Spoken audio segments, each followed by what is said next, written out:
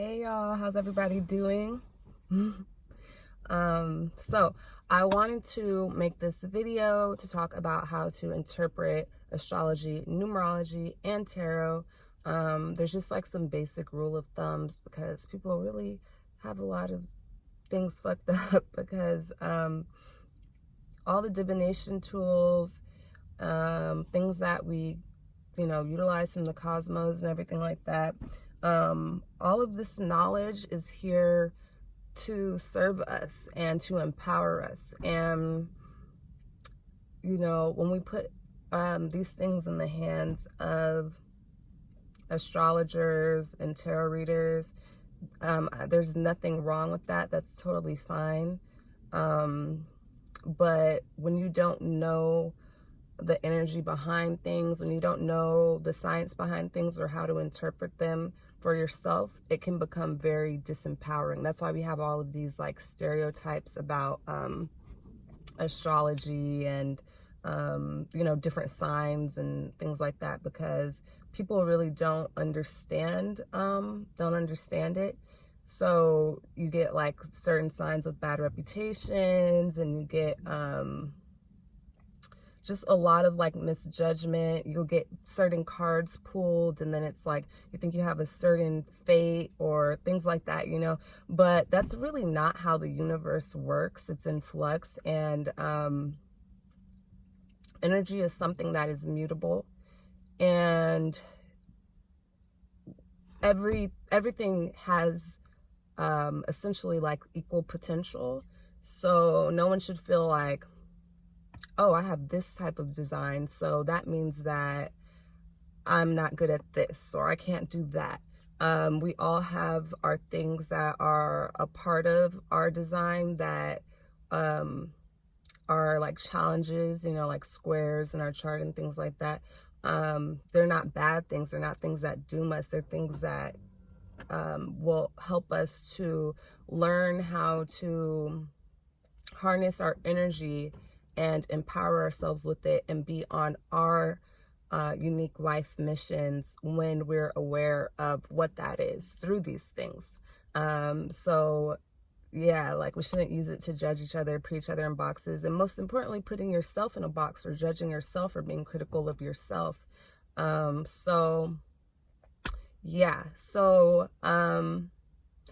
With astrology, I'm not going to go deep into any particular one of these. I just want people to know that you need to, or at least not right now, I won't. Later I'm gonna go into like really, really deep into numbers. That'll probably be my next video. I'm just about done working on something that will really help people understand. You don't want to just look up numbers and they tell you what the angel number is, and you feel like that's just that's it, or you feel like you don't actually understand it yourself.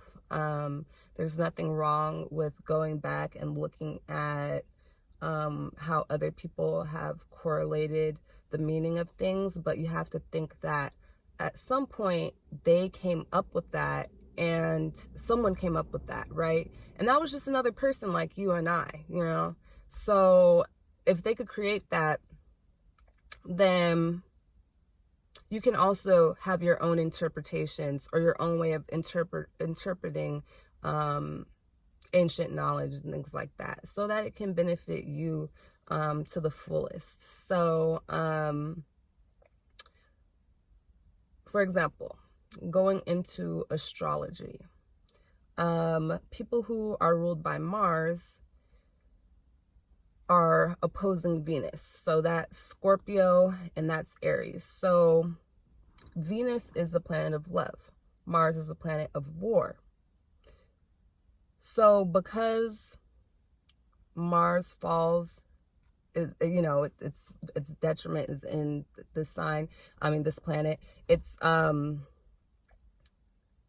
lot of times people can have a challenge also because Mars is a planet of war, passion, fast action, so it's very different than Venus, a planet of like love and harmony and relationships. And so people can kind of put themselves into a box, not understanding that, no, you're not supposed to be just, someone who's just anti-love because you're ruled by Mars. That's actually a part of your mission in this incarnation, is to learn how to better harmonize with others, how to be more loving and be more vulnerable, and not be so potentially defensive or warlike, ready, for something that requires a lot of opposition or a certain type of passion. And then you have to know also how you can utilize that. So that's a gift as well. If you have that, those are the most passionate signs, those signs have a great ability to lead, and they possess a great amount of power. So every single sign has its potentials like that, and it has that, we're always going back to that duality of the third dimension. So when you look at Aries, or if you look at Scorpio, although Aries is the masculine side of Mars and Scorpio is the feminine side of Mars, and Scorpio is also ruled by Pluto, which is the slowest moving planet. So then there's all this nuance to it too. So someone could say, oh, they're ruled by Mars, this is the fastest moving planet, and it's about this and it's about that. It's like, yeah, and it's co-ruled by Pluto. And Pluto is the slowest moving planet, and Pluto is about transformation. So then people can look at something like the Death card in the tarot, which Scorpio is represented by as well, and they can think, oh, that just means doom and darkness and literal death. No, usually the Death card does not represent death. And oftentimes the Death card actually represents death and rebirth, like a spiritual or metaphorical death and rebirth, where because Pluto rules transformation, a lot of times you'll have to be catalyzed by some type of like pain, some type of deep emotion in order to facilitate a spiritual awakening. So, and oftentimes what Scorpios go through and what Scorpios can potentially have others go through is because you need to transform, or they need to transform. So you might be like, damn, they did me like that, but it's not even that someone necessarily was trying to hurt you or anything like that, but sometimes the universe moves through us so that we all learn our lessons as a collective. And when we interact with each other, we sometimes push each other into different lessons. So that's just one example of it. Now, if we said someone, like say someone were to encounter a Capricorn, and then that person was like really, really harsh and a little bit restrictive, but at the same time, they taught them how to make money. They taught them how to boss up, So it's like, if they didn't have that side of them that was so disciplined and so stern, they wouldn't be bosses, So you can't have one without the other, and every single sign has that. And I'll show you right now about, like, for an example, what I was talking about with the Death card. And so I'm just going to pull out just a second, because you can actually see it also on the imagery. And that's why I think it's so important for everyone to be able to interpret these things themselves, even if you don't want to like be a reader or anything like that. If you want to read your own energy, I think that's the most empowering thing you can do for yourself in terms of like divination practices, is putting it in your own hands. And if not, you should at least, it would be good to have the mindset of flexibility and open-mindedness, and potentially even know some of the correlations and meanings behind these cards and these signs. And even if you just study things like symbolism and things like that, colors, numbers, that'll help you be able to correlate things for yourself, even if you are getting a reading by someone else. So That way, you know, you don't have to just put blind faith in others, but you can actually truly empower yourself. So like if a reader showed you the death card and you looked at that and you were like, oh, there's the Grim Reaper, and you know, this just looks scary, right? But in reality, you have this flag here, right? And yeah, it's a black flag, and so that's going to represent death and a culmination. So black represents all colors combined together. That's how you get the color black. So that's a physical representation of that.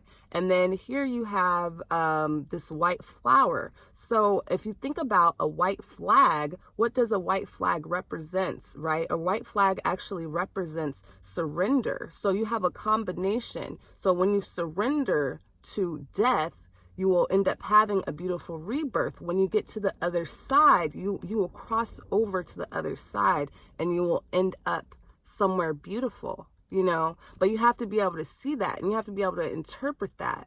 And so, you know, if you look at this and you assume that this means something bad for you, that's the exact energy that you will manifest for yourself.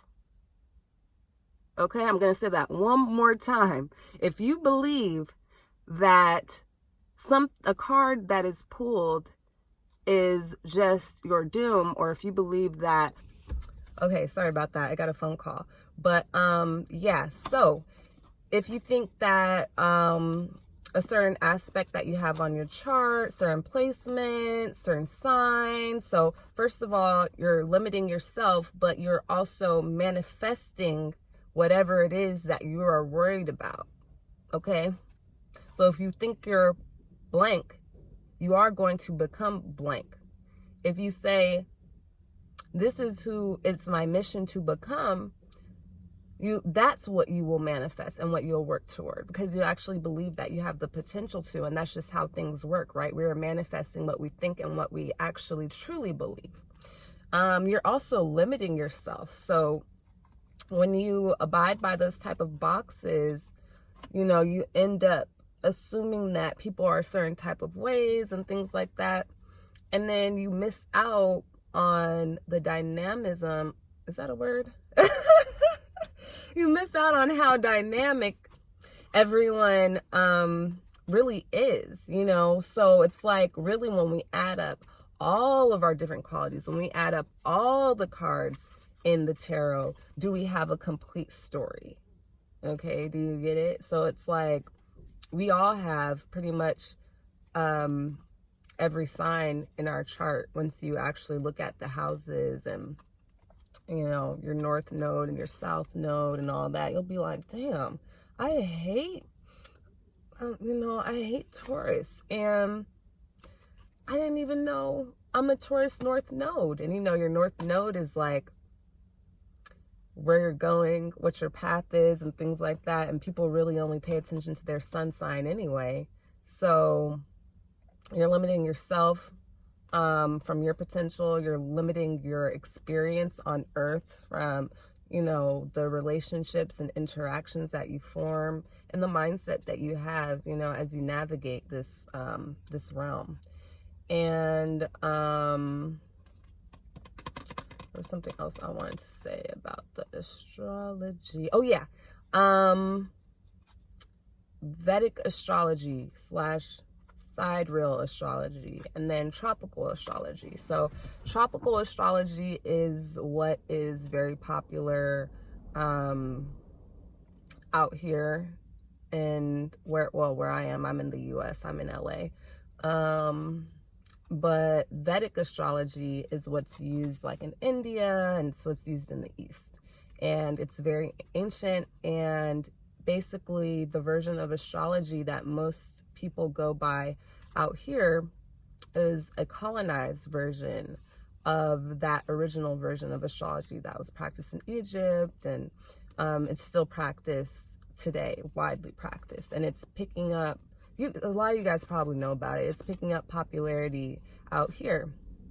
And basically what I've come to know how I feel about it is that both charts have validity. So when I first learned about my Vedic chart, I was like, what? No, like I'm not that, and you know, I know how I am, and I'm so true to my sign, and blah blah blah. And I mean, that's just like that other layer, right? Because then when you learn about your sun, your moon, your rising, that's like a whole other thing. And then which you could also resonate with other placements more than your sun sign placement. It's actually very likely that you might resonate more with your moon sign or your rising sign. And you probably don't even know most other people's moon and rising sign for you to be judging, you know, who they are based on them saying, I'm a Sagittarius, you know, or whatever. So, yeah, but so also then there's that aspect where someone could just know their tropical sign, but then that's not the full picture of who they are. So how I understand it, this is my belief, okay, is that, and this is some other people's beliefs too, but this is what I feel is right. So there's two aspects of it. Vedic astrology would be like your celestial or your cosmic self, okay? It's beyond earth. And so like your spiritual self or your etheric body, your soul, your spirit, like, and and I didn't mean to just combine all of those, but like your spirit and your etheric body, your cosmic body. I did mean to combine all those. And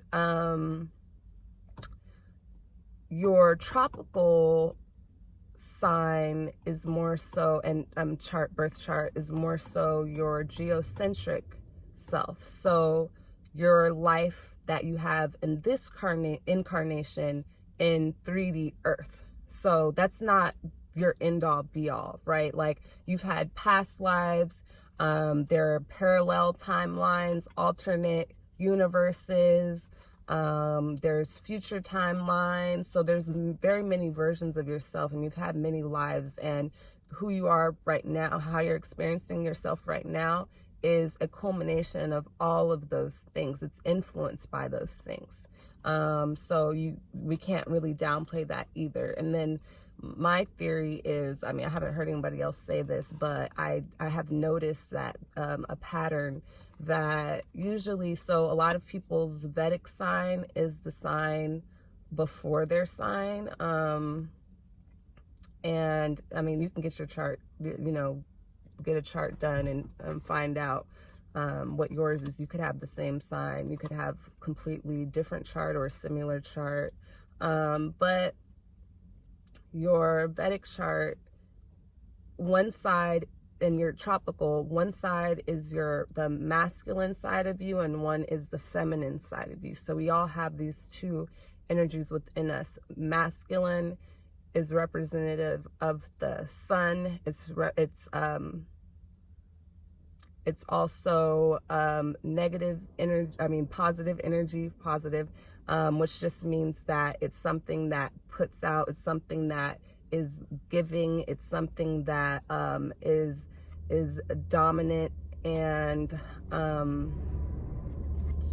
yeah, whereas feminine is represented by the moon, and it's something that is receiving, and it is receptive, and it is feeling, whereas the other one is more logic based. So when you have both of those two energies harmonized within yourself, that is when your yin and your yang, the black and the white, you know, the positive and the negative. Mind you, positive and negative does not mean good and bad. It means a negative charge versus a positive charge. When you when you harmonize both of those together within yourself, that's when you become imbalanced as a being. So yeah, I believe that typically if someone's tropical sign is feminine, then their Vedic sign is masculine.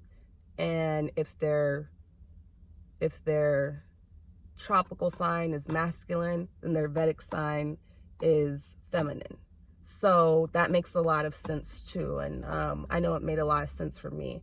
And I would love for you guys to let me know, like, if you find that that pattern applies to you. I'm pretty sure it does. And if you find any validity or resonance to what I'm saying. But yeah, so yeah, that's pretty much what I wanted to say. And also, one point I forgot, cusp do exist. Cusp do exist. Because they, a lot of people say that that's not, some astrologers say that that's not real, that you can't be a cusp. And no, I'm not a cusp defending cusp or anything like that, but I'm just saying it makes no sense whatsoever to say that cusps don't exist, that that's not a real thing. Because, and that's why I think it's so important to not just like take things literally and verbatim, just, you know, without doing your own research. Because like some of these astrologers, I'm not an astrologer, I'm an occultist, you know, so I practice and I have been studying all types of occultism and divination practices and things like that for years. But so I understand things through experience, and that's really the best way to understand things.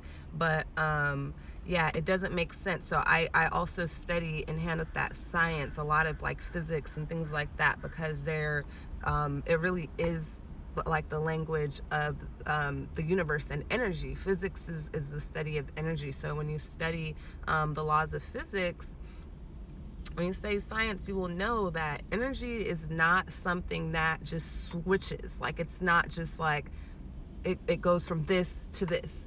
And that's kind of like a lot of things in life. If you observe, like, there's always a transition, right? Like, things dissipate, energy dissipates, it changes states, and there's a process in between those two different states that occurs. So I don't care what anyone says, you can't convince me that there's no such thing as cusp, and hopefully you don't believe it either. So yeah, about astrology. But that just goes back to like my point of just wanting to be a little bit, people to be a little bit more well versed in the things that they dabble in. Because you should know for yourself, like, if you believe that you were a Scorpio, Sag, and you really resonated with that, and all of your you know, that's how you know yourself. Like, you have the Sag qualities and the Scorpio qualities, and someone told you that's impossible and you need to pick a side, that doesn't make sense. You know, you never have to even take what someone says and just believe it. Remember, someone created that, and on a scientific basis, certain things just make sense or they don't. It's either true or false. And the fact that of cusp not being real is just false. That does not make scientific sense. There's no scientific grounding behind that. You could say that there's some type of astrological you know, theory or protocol or something that they've come up with over the last few years that makes that valid, but that's not valid within the context of the universe that we live in. If you studied energy, you would know that that doesn't make sense. So yeah, you can always fact check. You can always interpret and learn things for yourself. And yeah, that's what I really recommend. But I just forgot to say that, so I just wanted to insert that right here in the video. Is there anything else?